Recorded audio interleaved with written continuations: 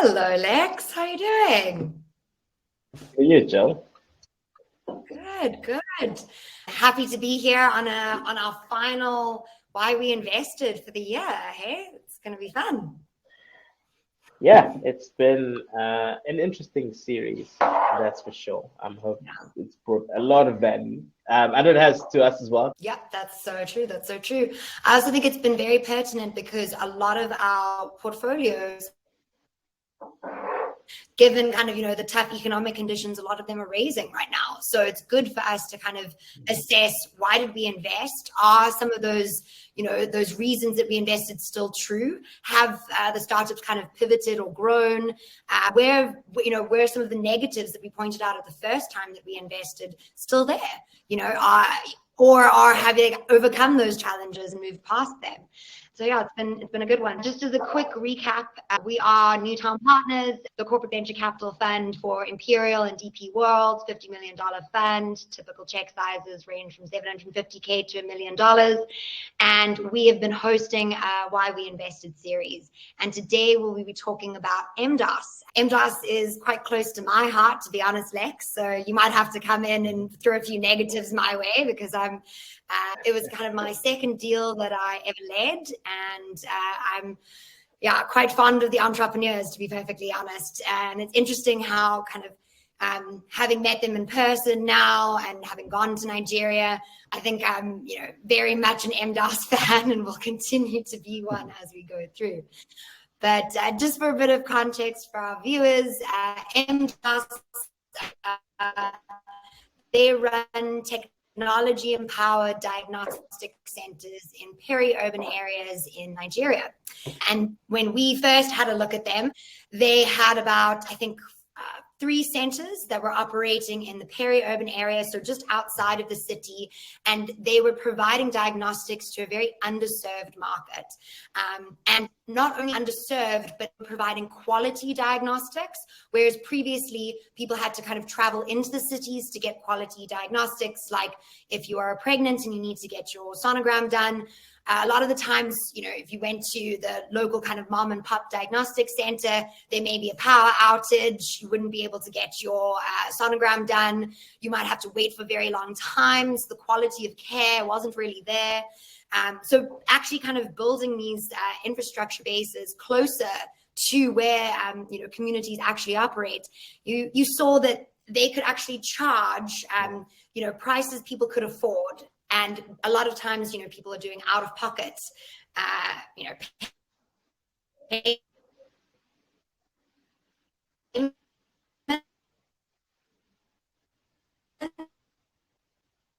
and they were able to do kind of diagnostics at a price people could afford, but also economics doing really well.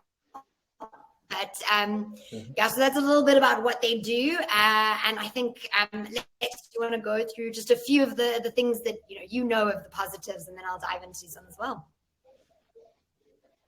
Yeah, definitely. I think firstly, I just want to take one step back. We often get asked, how did you come across MDAAS? Right? We've managed to build this portfolio of companies, and how did we come across them? And I always just want to highlight, what are the 3 ways that you typically originate deal flow, right? So I think the one is, inbound requests. Those are, I'd say, typically low quality. That doesn't mean you shouldn't, still apply. We read every single pitch deck that comes to our inbox, but, I would say, more often than not, try to find a warm introduction, because more often than not, it's been pre-vetted, pre-screened for suitability and strategic fit. So, the other way that you can get your pitch deck to us is through warm introductions. I'd say MDAAS was a mix of warm introductions and our research. So, we are a thesis-driven fund, and what prompted the hunt for a startup within this particular sector was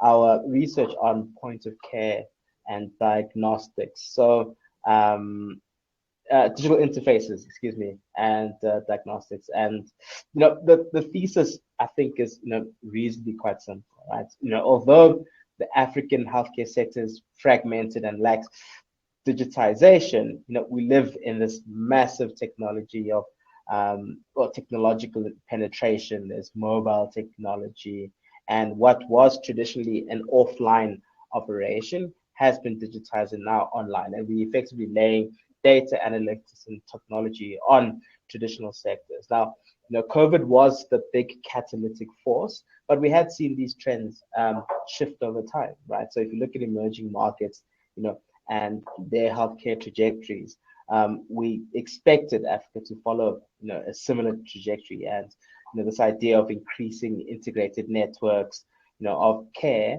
and increasingly integrated digitized interfaces. So we've seen patient education, triage, appointment booking, telehealth, primary care access, consultation. So we saw this massive why now. And I'd say we had some experience here. We'd spoken about Redbird previously, who did rapid diagnostics, but this is a little bit different, right? This is more centralized point of care management. And, this is typically a non-VC investment, right? There is quite a large infrastructural player, but you needed to build this out. We see that in multiple markets, emerging markets, that you have to build out these physical presences. And on top of that, I think MDAAS built some really interesting technology, and they continue to leverage that to grow. So, and it makes that, that connection a lot stickier, right? So, really, positive, I'd say, user metrics over time. So I think, I just wanted to, take a step back and give them a sense of, what were we looking for? What is our thesis? And I'm happy to jump into, what made us excited, but I think before you do, thank you for taking us a step back. I think that was needed. I also want to kind of mention, as Lex said, we'd done some research on point of care diagnostics, and we'd, kind of made one investment in the space. And actually it was Dr. Ola Brown, who's very prolific in the health tech space in Nigeria and West and East Africa as well. And she said, even though MDAAS is infrastructure, take another look at them. And I actually, took a step back, really, and something was working here, but I didn't really know exactly what it was. And I didn't understand, okay, why do you need infrastructure to get it right? So we actually did a bit of research, and we had a look at the Chinese market. The Chinese market had very similar challenges to Africa as well. You had high out-of-pocket spending. You had kind of more rural communities that weren't being, people had to kind of travel very far to get to the city centers to actually get care. And what they actually did was they had a few kind of companies that have changed the space. One of them is Ping An, actually. And what they did was they built a few kind of infrastructure diagnostic centers or clinics, and then leveraged technology on top of that to kind of broaden the scope, or kind of broaden the customer base that one infrastructure could now serve. So what they would do is you would have kind of a telehealth aspect as well, but then you would still be able to come in, see a doctor, get care, and then you would be able to kind of triage or check in on them later by, just kind of having a digital tool there. So that I found really interesting, that, Ping An, they didn't just add technology onto something. They did have to build infrastructure closer to where the customer was operating. And that's exactly what MDAAS is doing. And for me, what I find really interesting is that, we like to say, technology is obviously the play, but you can't add technology if there's not infrastructure there, because what are you leveraging, right? What are you working on top of? And I think that was, for me, the interesting thing is that in these markets, there is a dearth of infrastructure, and you have to have something to leverage technology off of. But I think just to kind of highlight the one thing that we found super interesting about this opportunity was the market size. When you just look at just Nigeria, we didn't even look at West Africa. We looked at how many patients are there in Nigeria that are doing out-of-pocket spending, how many women require a sonogram, and that market was massive. I think we estimated that their TAM was $2.2 billion and that their SAM was actually $1.3 billion. So, just having like a number, I mean, when you look at Nigeria's population, how many people you actually have to serve, how many people are paying out of pocket for their healthcare, that market is massive. And that was, for me, this interesting thing is that you don't need to have a startup kind of going all across Africa to get a large market size. When you're talking Nigeria, that's it. You've got your market right there. So I thought that was super interesting. But Yeah, like, especially when you're screening across, multiple, I'd say market characteristics, right? So I think we looked at quite a few markets in terms of financial inclusion, e-health readiness, macroeconomic factors, and I would say at the time, Kenya and Nigeria, Kenya, Ghana, Nigeria were also, incredibly appealing. But you can't, the market is massive. Nigeria, massive population. I think we've seen, at least from an innovation perspective, we've kind of seen that big infrastructure layer in terms of fintech really take hold as well. So I think, it had, really interesting market dynamics, right?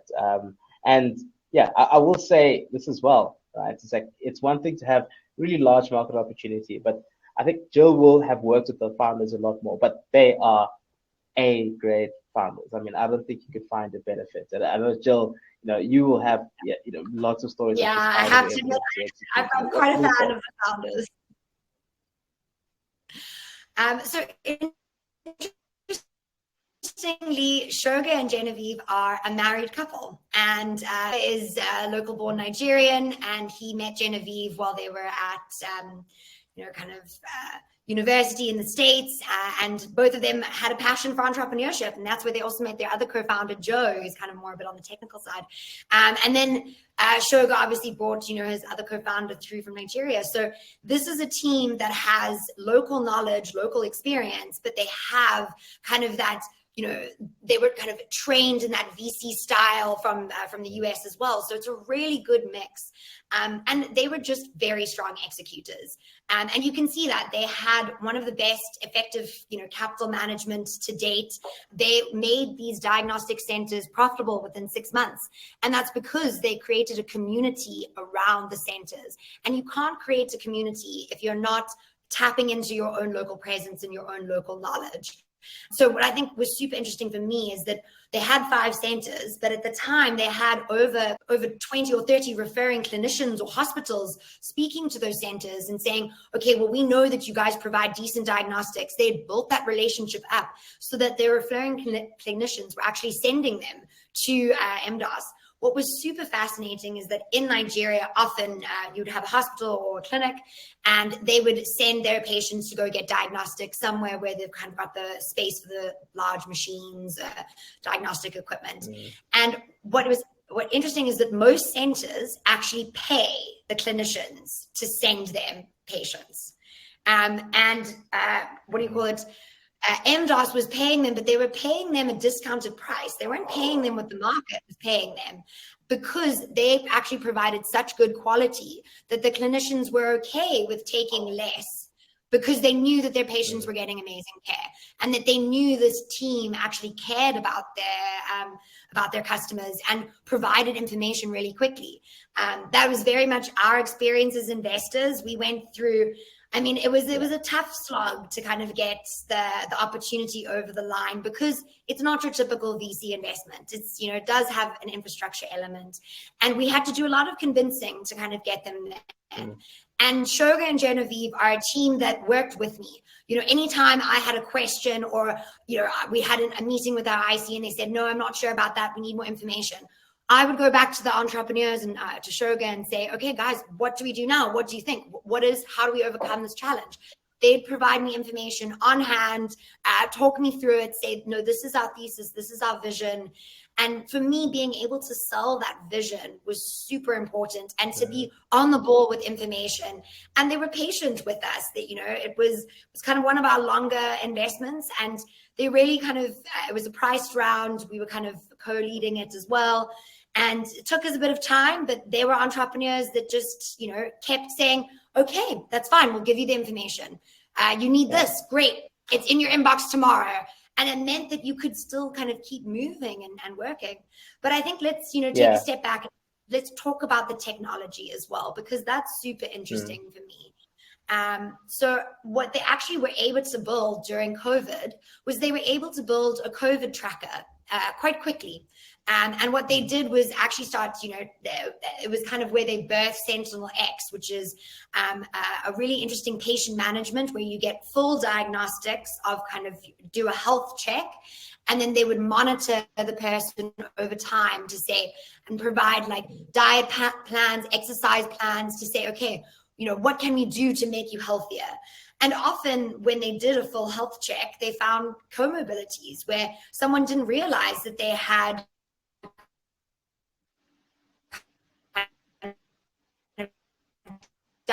diabetes, or someone didn't realize that they had high blood pressure that was going untreated. And because birthed from COVID, where they realized that people needed a health check, people needed somewhere to go in and say, okay, I've gotten tested over here. I can now, tell this application that I've been tested, I am positive. And then you can start seeing how many people in that area were positive. And they actually started, selling some of that information to the government as well. So, they kind of leveraged the fact that they had this infrastructure and were building interesting tools on top of that to get closer to the customer, get the customer speaking to them, get them telling them, okay, I have COVID. These are my symptoms. What do I do now?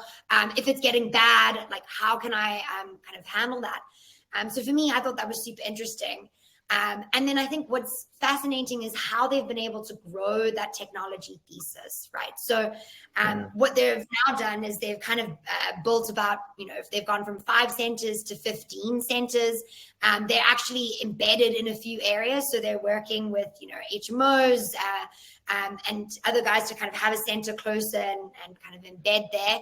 But what they've been able to do is kind of digitize a very manual process already. So your referring clinicians, what they would typically do is get a piece of paper, hand it to their patient, say, these are the tests you need to do. That patient would then go with their piece of paper, go to a place and get some diagnostics done. And the diagnostics lab would then fill out the piece of paper with the results, and they would go back and, kind of hand it back to their doctor.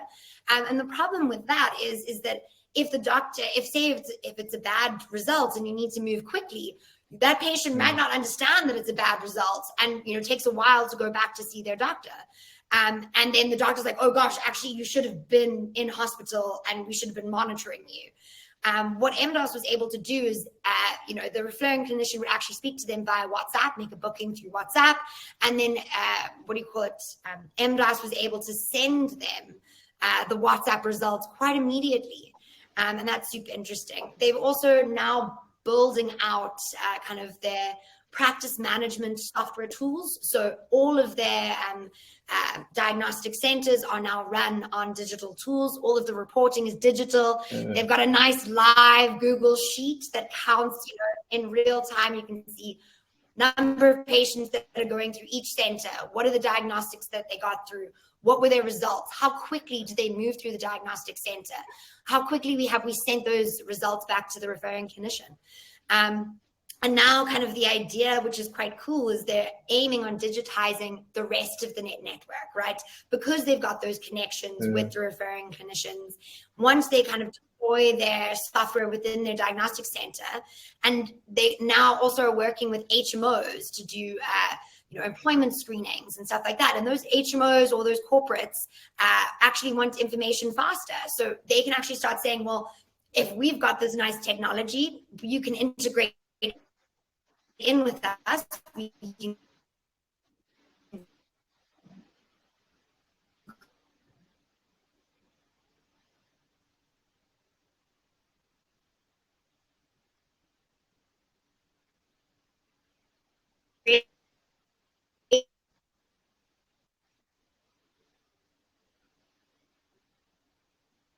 nice integration for you, and you can get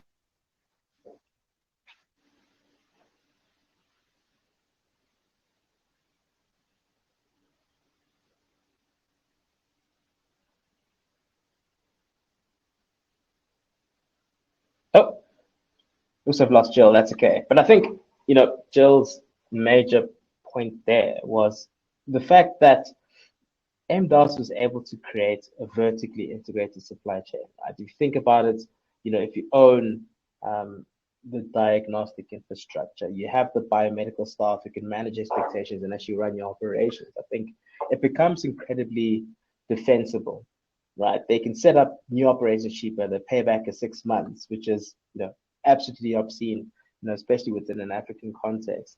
And, they have these tech-enabled operations, right? Because they effectively they provide high-quality diagnostics. And Jill mentioned the flow of operations from getting, an X-ray from the actual point of operation into a doctor's hands and getting that feedback back to the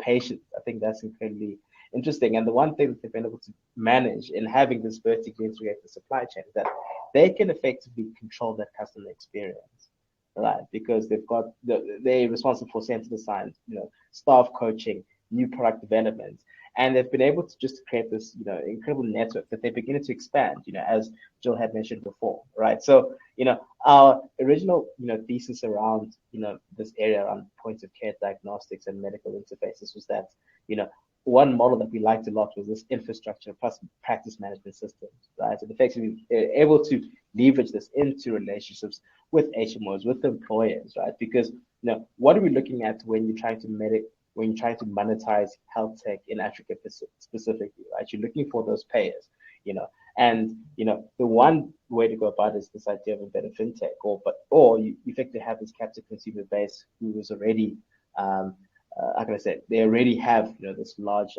payer behind them, and MDAAS is really looking to tap into that.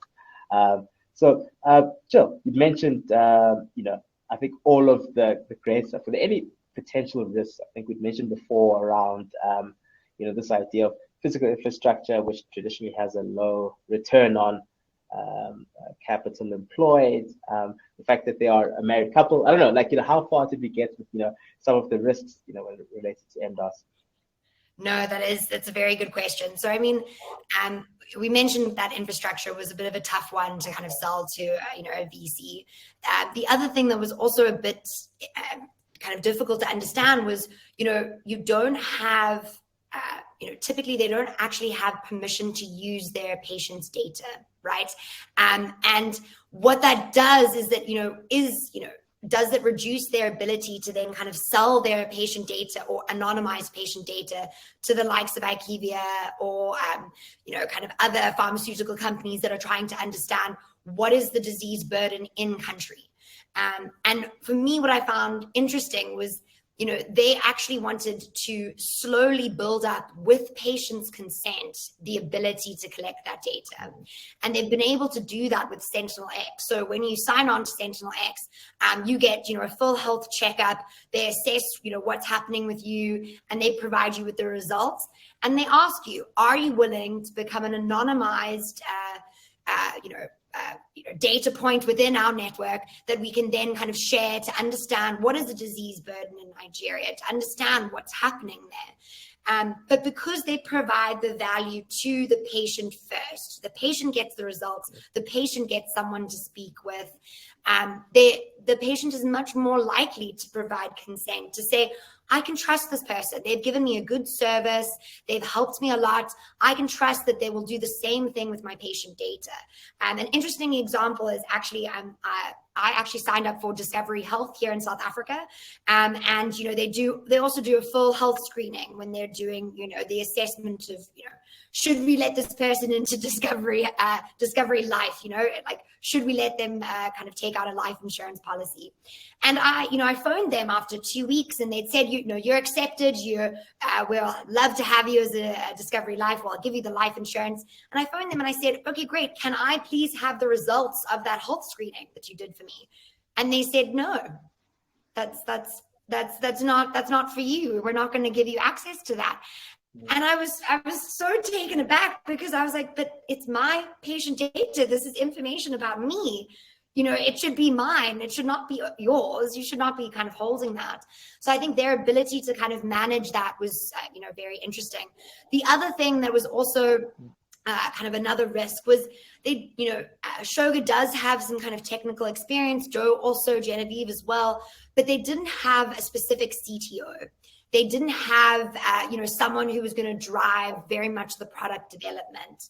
And I think that was a bit of a concern for us and we've seen that in some of our other portfolio companies, is that they don't have that strong CTO. If they don't have a product manager, it takes longer for that technology kind of thesis to kind of build out. It takes longer for them to deploy it. And that was a little bit the case with MDAAS. We've actually worked quite closely with them to, we invested because we are VC, and we said, look, you need to hire a CTO. That was a post-investment requirement. We asked them every time we checked in. I think they got a bit bored of us being like, so how's your technology build out going? What's happening there? But that was really important for us to kind of be on top of them about it, make them think bigger. What can you leverage this infrastructure to build? What is that technology thesis around? And they've done an amazing job about thinking about it. They've actually, they hired a company to help them build it out. They actually worked with BCG to build out a franchise model idea, and very integral to the franchise model, where instead of them having to build out each of these infrastructures, the idea is that you build out technology that someone can utilize in a diagnostic center, in kind of a small embed somewhere, or an existing diagnostic center, to improve their processes. And as Lex says, provide the same care because they know how to provide decent care. If you build technology around creating a process of saying, this is how you, step by step, someone comes in the door, provide this information. Where do they go? How long should they take through there? These are the reporting functions that you're going to have to do. And by having that technology, they can then assess, is this franchise actually providing quality care? Are they still serving our customers well? And they can kind of keep monitoring and building that out. So for me, they actually work quite closely with BCG and Ripple works as well to build on that thesis of how can we build technology that anyone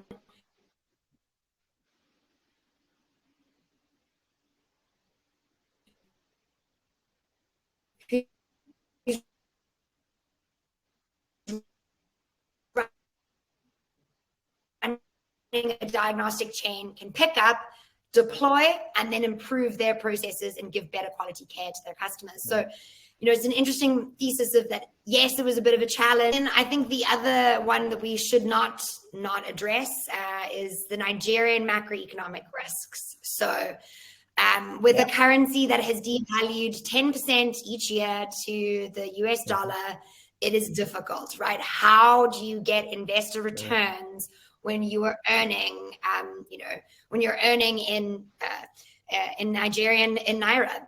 What does that look like?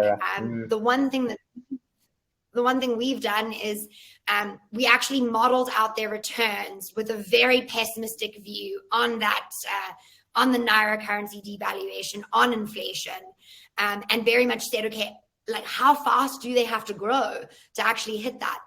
The other thing that we actually asked them to do is, because you can't use US dollar equity to invest in infrastructure, and that infrastructure is now earning in Naira.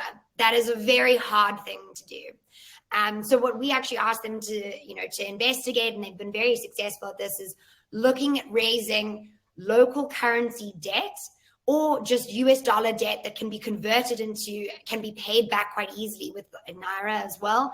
And they've actually raised, I think they've raised over 800K in debt, specifically to build out that infrastructure as well. And that means that now they can raise equity and use the equity to invest in technology that can actually broaden and kind of make that infrastructure work better. So that's, there's ways to get around the macroeconomic issues, but you have to account for it. You have to be pessimistic in your modeling. You have to say, if everything goes wrong, how do they actually, succeed? And I think what's super interesting is this is a company that has faced a COVID-19 with massive shutdowns, has had, inflation rising, the fuel costs rising, and most of their centers are running on diesel generators, right? So how do you keep profitability when your price of fuel continues to increase?